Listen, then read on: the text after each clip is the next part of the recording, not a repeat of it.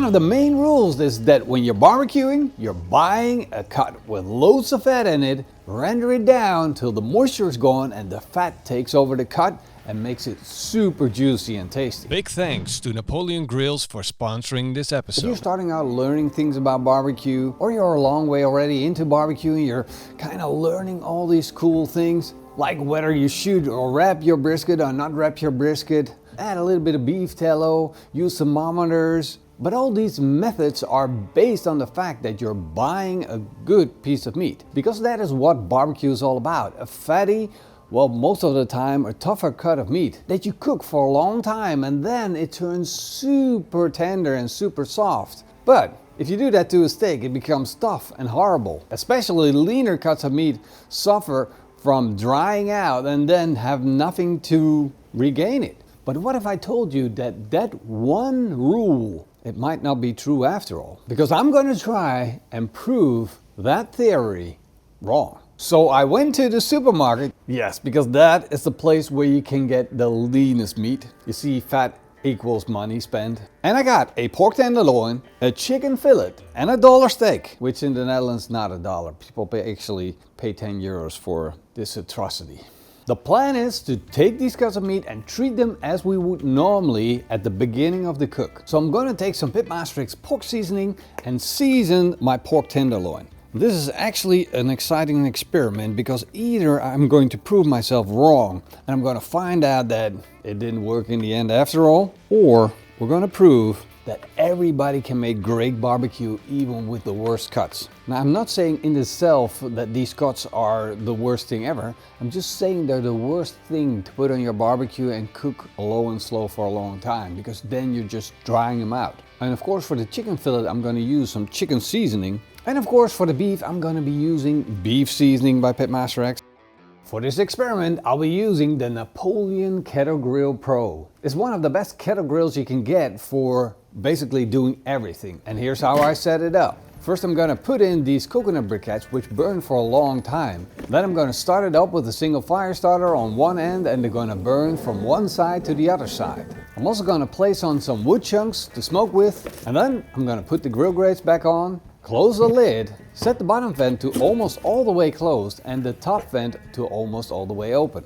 Once the barbecue is up to temperature, I'm going to stick in a wireless thermometer to make sure I keep track of the temperature inside the meat, and then the meat goes onto the barbecue. Expecting this to go pretty quick, and that's why the wireless thermometer. I'm going to connect my phone to the Chef's Temp base station and then I can set my temperature on the app, set up the cook. It's very easy to do, and I want a custom cook, so I'm going to set it to actually not 92 but to 70 degrees Celsius, because that is normally the time that I check to see if it has the right look, so I know that it's going to have the right flavor profile for smoking, and it's also the time when the meat doesn't take up on any more smoke flavor. Well, now we wait. We're now a little over 70 degrees core temperature. I got the alarm on my Chef Temp, time to check the meat. That is definitely a beautiful barbecue color on these pieces of meat. And that still looks pretty juicy to me, and if I would cut it up now, it would still be really good to eat. However, I want to cook some barbecue, which means I want this to fall apart, be tender, be juicy, and not cook it like a steak. So we're on to the next step. This is the moment that we're going to use the technique that's either going to prove there's one law-defying barbecue method that turns every lean piece of meat into a suitable piece for barbecue. For this method, I'm going to be using this. Now, if you've seen the 2 videos back, you know what this is. This is the exact same tray that I used then, melted some beef tallow in. So my thought is, what if we just take these pieces of meat, which I'm going to put it in the beef tallow. I'm going to do the same thing, of course, with the chicken and the pork tenderloin. And you can actually leave the thermometer in and it will actually measure the temperature and still coordinate it with the device here. And you can see the temperature drops to 86 degrees Fahrenheit. That tells me that this is not extremely hot. I'm going to put this back on the barbecue. We're going to keep on cooking this at a temperature of 120 degrees Celsius. And that's probably going to take another 2 hours just for the meat to become super succulent, juicy and tender, or at least I hope. Otherwise we have a fail on our hands. Good thing here is that this meat wasn't as expensive as, well, the most meats that we use for barbecue. So hopefully it turns out right and we get something delicious out of something cheap. And that is the true spirit of barbecue. The 2 hours is up. And that means we're going to check the tenderness of the meat. The real way to check tenderness on barbecue is not to use a core thermometer. You just use that to, well, check the temperature and see if you're getting close. But doneness is checked with a thermometer by probing it and feeling it. So let's just stick it in. Yeah, it's just falling through.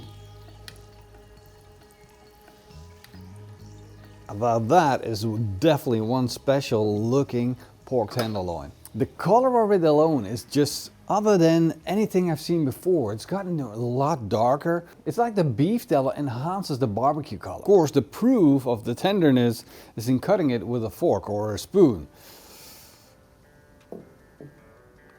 It's not working as well as I normally have with barbecue, but I'm not giving up yet. Oh yeah. The fibers are running in a different direction. Look at that. It's fall apart tender. We just have to shred the fibers. And if I take a look inside, we can still see some moisture. So I'm not too disappointed. Even though this is the leanest cut, we got a little bit of moisture still. Overcooking it all the way to barbecue temperatures. Now, of course, there's only one way to tell if it's really, really good. And that is by taking a bite. I gotta be honest, it tastes good, but it's a little dry. I wouldn't throw it away though. I would still definitely eat this. Now let's try the chicken, see if this is better. Color again looks absolutely phenomenal. Hopefully the tenderness is on par. Let's just cut into this. You can see that hip pop. That is better. We're cutting it with a fork like we're supposed to. That looks good. Look at that moisture. That is shining. That is great. This is what I'm looking for. This is what I need from this method. All right, taste test. Funny, how does it work on chicken and not on pork tenderloin? Again, the quality of the meat is kind of disappointing, but the technique worked. It made the chicken breast way better than it otherwise would have been. Now the steak. Again, that color, that is insane. Let's cut it with a fork.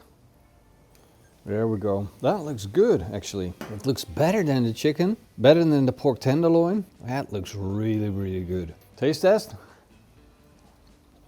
But there's two sides of how it works, because this tastes good. And my conclusion is that it works really well on all these cuts. It makes it a lot better than it otherwise would have been cooking them all the way up to that temperature. Normally it would just make it dry and horrible. But now we have at least a little bit of reasonable food out of these terrible cuts. Will I now, instead of all these great cuts that we usually use, change to these? Definitely not. It's no comparison whatsoever. I'd take high quality beef and good raised meats all the time over the supermarket stuff. There's no saving here. Even though it makes it better, it's not gonna save the day. So there you have it. Kind of disappointing, but kind of not. I don't know. I'm in between. Let me know what you think. Love to hear your thoughts and ideas about this. And maybe you even have a good idea on how we can improve, or another method that we can use to actually make these cuts better. If you do, let me know. Thank you guys for watching. See you in the next one. Until then, eet smakelijk and keep on grilling. Tastes kind of good.